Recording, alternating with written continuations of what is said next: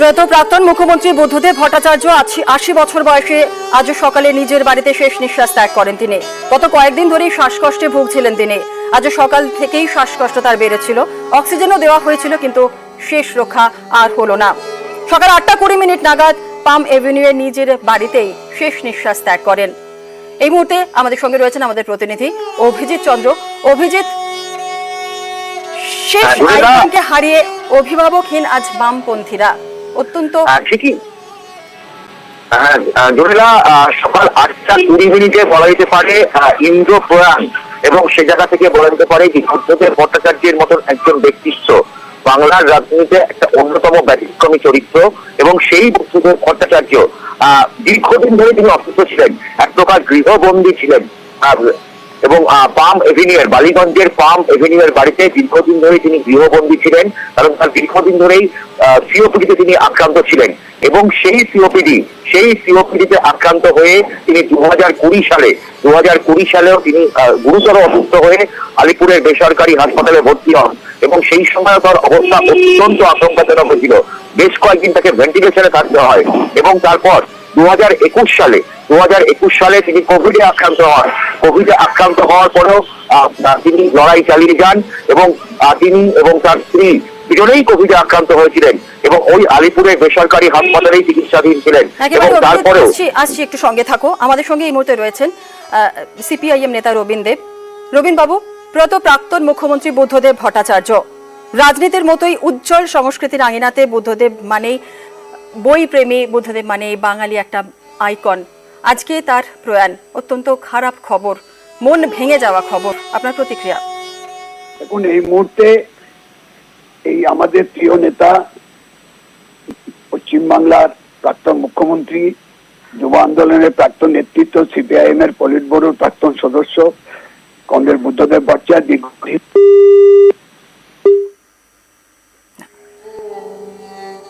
প্রয়াত প্রাক্তন মুখ্যমন্ত্রী বুদ্ধদেব ভট্টাচার্য ৮০ বছর বয়সে আজ সকালে নিজের বাড়িতে শেষ নিঃশ্বাস ত্যাগ করেন তিনি। গত কয়েকদিন ধরেই শ্বাসকষ্টে ভুগছিলেন তিনি। আজ সকাল থেকেই শ্বাসকষ্ট বেড়েছিল তার, অক্সিজেন দেওয়া হলেও শেষ রক্ষা আর হলো না। আজ সকাল ৮টা ২০ পাম এভিনিউয়ে নিজের বাড়িতে শেষ নিঃশ্বাস ত্যাগ করলেন বুদ্ধদেব বাবু। বামফ্রন্ট আমলের শেষ মুখ্যমন্ত্রী বুদ্ধদেব ভট্টাচার্য।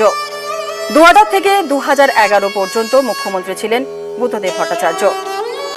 আজ সকালে তার স্বাস্থ্যের অবস্থার অবনতি হয়। দীর্ঘদিন ধরে তিনি সিওপিডিতে আক্রান্ত ছিলেন। আজ সকালে তিনি তার বাড়িতে সকালে ব্রেকফাস্টও করেন। ম্যাসিভ হার্ট অ্যাটাক হলো বুদ্ধদেব বাবুর। প্রয়াত প্রাক্তন মুখ্যমন্ত্রী বুদ্ধদেব ভট্টাচার্য।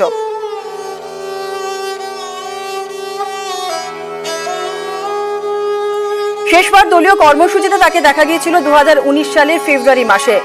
সেই সময় আমরা দেখেছিলাম তার ভগ্ন শরীর ছিল, কিন্তু কোন রকম ব্রিগেড প্যারেড গ্রাউন্ডে তাকে দেখা যায়নি। এবং খারাপ সময়ে যদি একবার মঞ্চে গিয়ে দলীয় কর্মীদের পাশে থাকেন, সেই বার্তা দেন, সেই জন্য কিন্তু সমস্ত বামপন্থী যারা ছিলেন, অর্থাৎ সিপিআইএম এর কর্মী সমর্থকরা, তারা চেয়েছিলেন যে বুদ্ধদেব বাবুর একবার আসা, কিন্তু দীর্ঘদিন ধরে তিনি অসুস্থ ছিলেন। সক্রিয় রাজনীতি থেকে অনেকদিন আগেই তিনি বিদায় নিয়েছিলেন। 2011 সালে যাদবপুর কেন্দ্রে হারার পর থেকেই সেভাবে দলে সক্রিয় কোনো কর্মসূচিতে তাকে দেখা যায়নি। আসলে বুদ্ধদেব বাবুর ফুসফুসের একটা সমস্যা ছিল বহুদিন ধরেই। শেষ কয়েক বছর তিনি সিওপিডি সমস্যায় ভুগছিলেন। দলের কোনো মিটিং বা মিছিলে সেসব জায়গাতে তাকে কিন্তু দেখা যায়নি। প্রায় এক যুগ সরাসরি দলীয় কর্মসূচিতে তাকে দেখা যায়নি। আমাদের সঙ্গে রয়েছেন আমাদের প্রতিনিধি অভিজিৎ চন্দ্র। অভিজিতের কাছ থেকে আরো একটু জানতে চাইবো। অভিজিৎ, এই মুহূর্তে তার পরিবারের কারা রয়েছেন বাড়িতে এই মুহূর্তে, এবং কারাই বা দলের কারা কারা এসে পৌঁছেছেন, কি জানা যাচ্ছে? পরিবারের পক্ষ থেকে সভাপতি তার শ্রী মিয়া ভট্টাচার্য সবসময় তার পাশে ছিলেন, এবং এখনো বুদ্ধদেব ভট্টাচার্যের দেহের পাশে বসে আছেন মিয়া ভট্টাচার্য। পাশাপাশি সকালবেলাতেই সরকার সচেতন তিনি চলে এসেছেন, এবং পাম এভিনিউয়ের আশপাশে যারা বুদ্ধদেব ভট্টাচার্যের প্রতিবেশীরা ছাড়াও শোকাতুর বলা যেতে পারে প্রদীপ ভট্টাচার্য, কংগ্রেস নেতা প্রদীপ ভট্টাচার্য একজন প্রতিবেশী সমবেদন করে থাকে এবং প্রদীপ ভট্টাচার্য যখন রয়েছেন পাশাপাশি বলে যে কারো দলীয় দলের সিপিআইএম দলের অন্যান্য নেতৃত্ব তারাও উপস্থিত হচ্ছে। সিপিআইএমের বিভিন্ন গণসংগঠনের কর্মীরা তারা উপস্থিত হচ্ছে বিভিন্ন বাড়িতে এবং একই সঙ্গে এখানে নিরাপত্তা ব্যবস্থা বাড়ানো হয়েছে।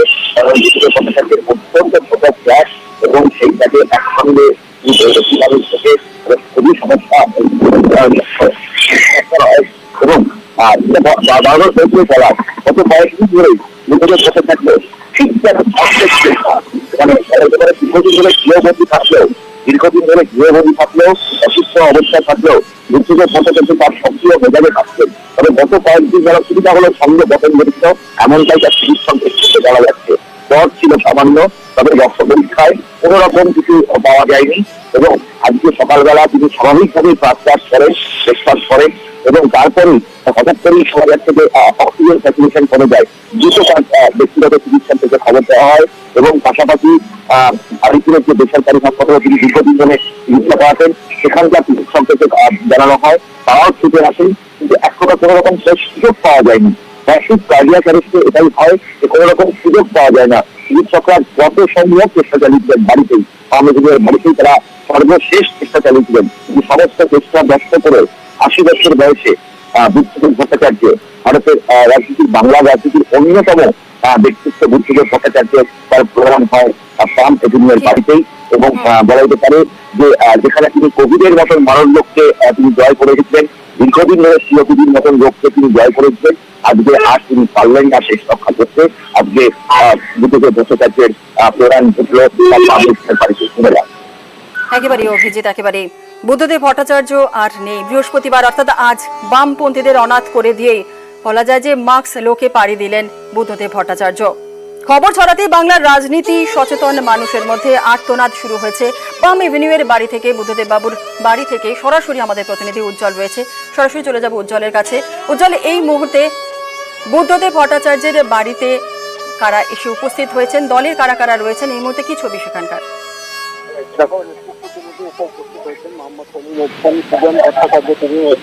এবং বাকি নেতৃত্বরা কিন্তু রাস্তায় আছেন, ইতিমধ্যে তারা আসতে শুরু করেছেন এবং যে পরিস্থিতি বলছিলাম যে এইখানটায় কিন্তু এখনো পর্যন্ত যা পরিস্থিতি কিছুক্ষণের মধ্যে কিন্তু বাকি যে নেতৃত্ব তারা এসে পৌঁছবেন এখান থেকে। তারপরে পরবর্তী যে পদক্ষেপ কি করা হবে, অর্থাৎ তাকে পার্টি অফিসে নিয়ে যাওয়া হবে এবং কোথায় কোথায় নিয়ে যাওয়া হবে সেগুলো কিন্তু সিদ্ধান্ত নেওয়া হবে। সেই বিষয়ে কিন্তু এখনো পর্যন্ত কিছু জানানো হয়নি, কিন্তু সেই বিষয়ে কিন্তু সিদ্ধান্ত নেওয়া হবে কিছুক্ষণের মধ্যেই। এবং যা আমরা জানতে পারি যে তার পরবর্তী যে কর্মসূচি তাকে কেন্দ্র করে সেই কিছু রাখা হবে।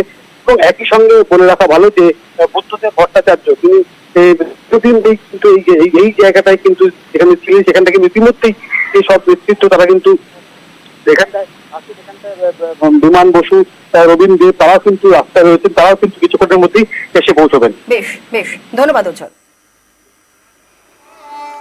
প্রয়াত প্রাক্তন মুখ্যমন্ত্রী বুদ্ধদেব ভট্টাচার্য মৃত্যুকালে বয়স হয়েছিল ৮০ বছর। নিজের বাড়িতেই প্রয়াত বুদ্ধদেব ভট্টাচার্য। দীর্ঘদিন ধরে অসুস্থ ছিলেন বুদ্ধদেব ভট্টাচার্য। বামফ্রন্ট আমলের শেষ মুখ বুদ্ধদেব ভট্টাচার্য। 2000 থেকে 2011 মুখ্যমন্ত্রী ছিলেন বুদ্ধদেব ভট্টাচার্য। আজ তিনি আর নেই। আজ বামপন্থীদের অনাথ করে দিয়ে মার্কস লোকে পাড়ি দিলেন বুদ্ধদেব ভট্টাচার্য। আর এই খবর ছড়াতেই বাংলার রাজনীতি সচেতন মানুষের মধ্যে আর্তনাদ শুরু হয়ে গিয়েছে। বামপন্থীরা শুরু করেছেন হাহুতাশ, যা প্রত্যাশিত ছিল। আসলে এই হাহুতাশ শুধু বুদ্ধবাবুকে হারানো হাহুতাশ নয়, এই হাহুতাশ বঙ্গ বামপন্থীদের শেষ আইকনকে হারানোর হাহুতাশ। বুদ্ধবাবুর পরে আর কাকেই বা আদর্শ হিসেবে তুলে ধরবে বামেরা?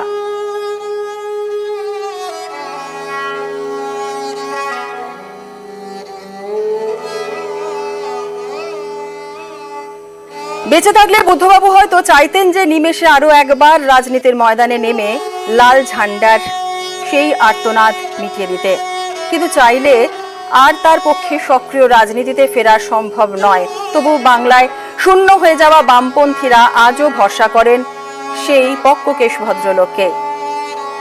তাদের কাতর আর্জি, ফিরে আসুন বুদ্ধবাবু।